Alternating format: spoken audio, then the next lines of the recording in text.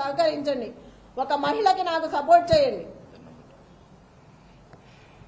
Rowdy రాజ్యం అంటే ఇక ముందు కూడా మీరు అన్నీ తెలుసు, నిన్నటి వరకు అన్నీ చెప్పాము. మీరే ఆలోచించుకొని బయటకు వచ్చి ఓటు వేయండి. జరిగేదంతా చూస్తున్నారు మీరు. అందరికీ మళ్ళా ఒకసారి చెప్తున్నాను, 6 గంటల వరకు 4 గంటలు సమయం ఉంది. అందరూ బయటకు వచ్చి ఓటు హక్కు వినియోగించుకోండి. దయచేసి కేసీఆర్ గారిని గెలిపించుకోండి. నాకు ఇట్లా చూస్తుంటే ప్రతి ఒక్కళ్ళు చెప్తున్నారు, ఇప్పుడు వెళ్తే గోపన్న ఉంటే ఇట్లా జరిగేదే కాదు, గోపన్న లేడు కాబట్టి ఎంత హింసిస్తున్నారు మమ్మల్ని. నిజమే, నేను కూడా ఇవాళే ఫస్ట్ టైం గట్టిగా మాట్లాడుతున్నాను. ఎందుకంటే నాకు ఆవేశం వస్తుంది, ఎంత రౌడీయిజం చేస్తారా అని. ఒక మహిళగా కూడా నేను తట్టుకోలేకపోతున్నాను. తోటి మహిళలను కూడా ఇబ్బంది పెడుతున్నారు వస్తా అంటే. ఓటు వేయకపోతే రేపు మీ సంగతి ఉంటుందని నన్ను బెదిరించాడా.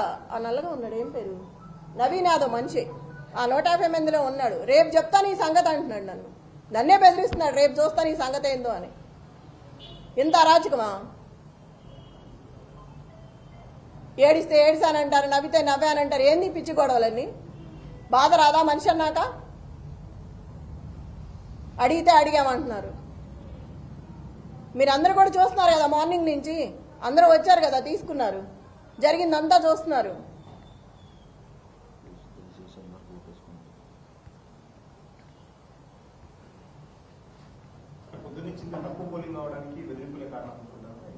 తప్పకుండా ఈ బెదిరింపుల వల్లే జనాలు బయటికి రావట్లేదు. రేపు ఇంటికి వచ్చి ఏం గొడవ చేస్తాడో, మమ్మల్ని బెదిరించి వెళ్ళాడు. ఇప్పుడే రావాలంటే భయంగా ఉంది బయటకు అని చెప్తున్నారు ఒక్కొక్కరు.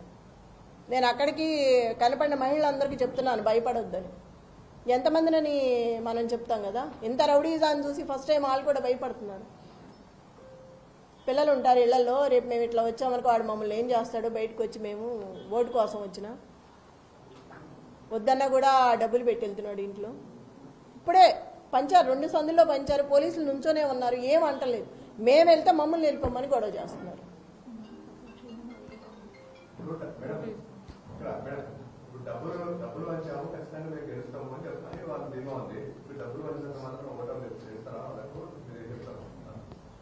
ఓటర్లు చాలా తెలివైన వాళ్ళు ఎటు వేయాలో వాళ్ళకి తెలుసు. కానీ భయపెట్టి బెదిరిస్తున్నారు కాబట్టి వాళ్ళు భయంతో బయటికి రావట్లేదు.